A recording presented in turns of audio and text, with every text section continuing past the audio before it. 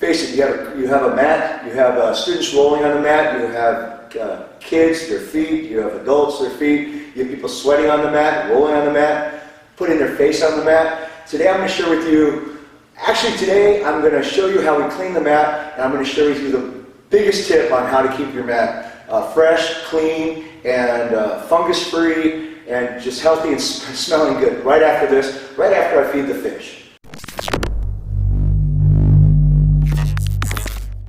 Okay, first things first, you just want a nice clean work area. You want to make sure that everything is off the mat, your pads, your bags. Alright, so the next step is you want to make sure you really vacuum the mat. You want to get all the dust, sand, or anything else, get it up off the mat before you actually get into your deep cleaning. The reason why is because if you don't get that off, what's going to happen is when you start mopping or cleaning or using the secret weapon that I'm about to show you, you would be like rubbing dirt or dust down deep into the mat, which will make it harder to get off. So make sure you get a thorough vacuuming of the entire area, get all the corners and in between the cracks of the mat.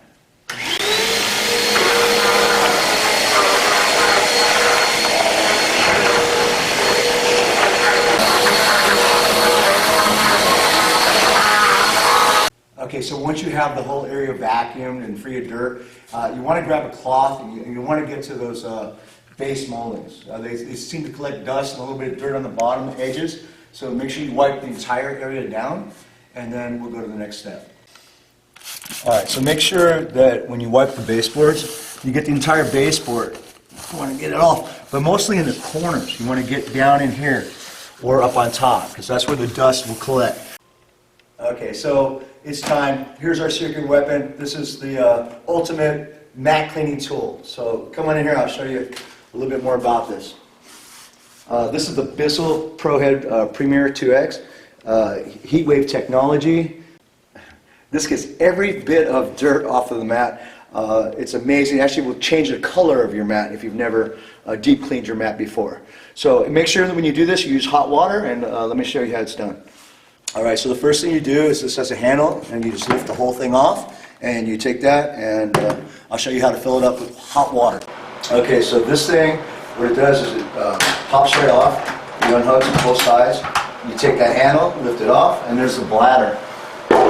And this one already has some water that was left over from last time. So you can just pour that out, if that's the case.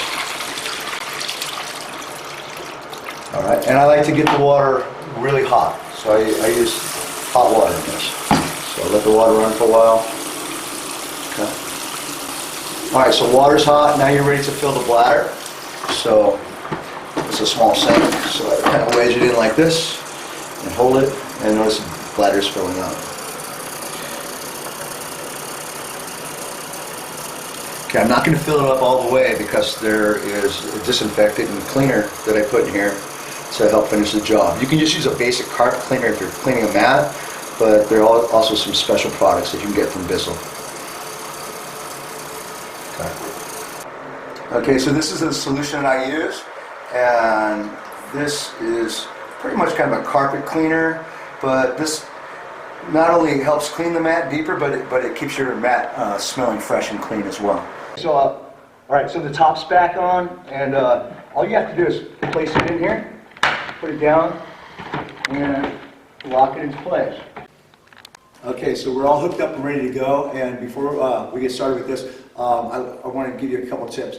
The entry area to your mat, that's going to get twice, sometimes 4 times the foot traffic of any other area in your studio, and that's where the most dirt gets tracked in. So I make sure that when I clean the mat using this tool, I go over the entry area at least 3 times. What you want to do is you want to start at one end of the building and work your way through past the entry area, and then start the other end of the building or mat and work your way in and through past the entry area, and then hit that entry area one more time. The cleaner the entry is, the cleaner your mat's going to stay. When we're done with this, I'm going to share with you one more tip that you're just going to love. So let me show you how this works, and then we'll get to that. Okay, so we're ready to start. I always run the extension cord from one diagonal to the other, so when I work back and forth, and the extension cord doesn't get that much in my way. One thing before we get started, I'm going to lose these socks because this gets really wet. Okay, so you definitely want to release this so that you can push and pull. Also, there's a starting button up in front. I'll be pushing the machine forward, spraying water out of the front, getting the mat thoroughly wet while it's scrubbing. And then when I do that by squeezing this trigger. When I release the trigger, then the machine starts sucking up the water and it's still scrubbing as well. So it's going to get like a double cleaning. I go over every area at least 2 times. So I go one width of the machine, and then I retrace half, and then retrace half, and I work my way across the mat.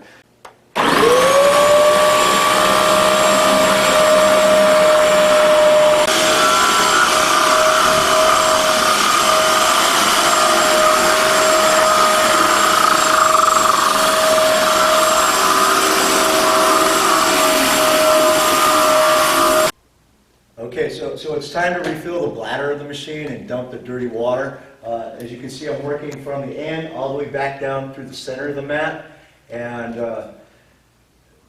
it's going to be pretty amazing. This is 2 days of the mat not being cleaned, so I want to show you something. Check this out. So let's take this thing out, bring it into the restroom, and see what we've done.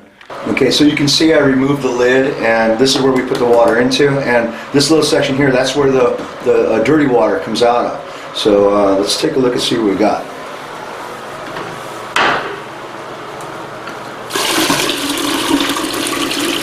Alright, that's pretty gross.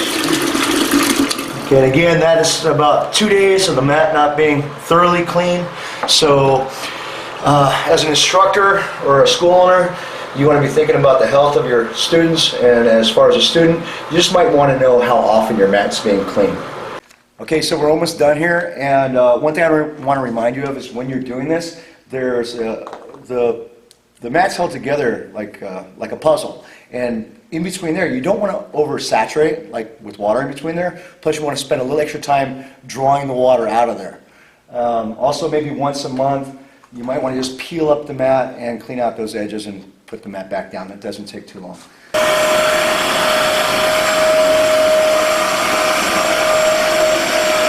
Alright, so we're pretty much all done, and it's going to take about an hour and a half to dry up. You can always help, depending on the weather, but you can always help by mopping up some wet areas with a cloth or a towel. I am curious, I just ran over the center of the mat for the 3rd time, the entryway, and I'm curious to see what the water looks like here. So let's take a look. Again, so this is where the water goes into the bladder, and over here is where you dump the dirty water. So this is after cleaning for the 3rd time, and that's what we like to see. Not so bad. Okay, so I hope that helped you guys. I hope that helps any cleaning crew. I did tell you I'd give you one more tip, something to think about, or something you might want to look into.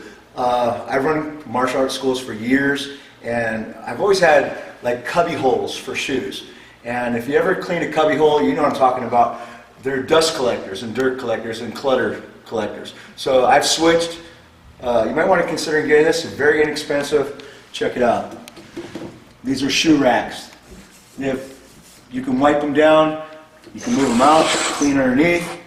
They stay real clean, clutter-free, and dirt-free. Very easy to clean. You might want to make that switch. All right, so everything's back in its place. I hope that was helpful for you. Please subscribe below, and until I see you later, keep kicking. Ooh.